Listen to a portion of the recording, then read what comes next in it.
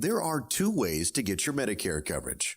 You can get Original Medicare, known as Part A and Part B, or you can get Medicare Advantage, known as Part C.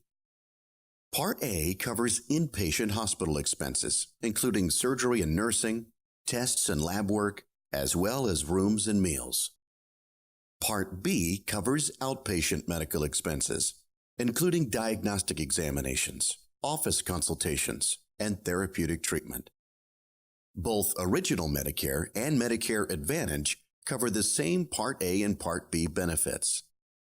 But with Medicare Advantage, you also get Part D prescription drug coverage, plus additional benefits, like dental, vision, and hearing, as well as lower deductibles, co-payments, or coinsurance, and for all the same monthly cost as Original Medicare.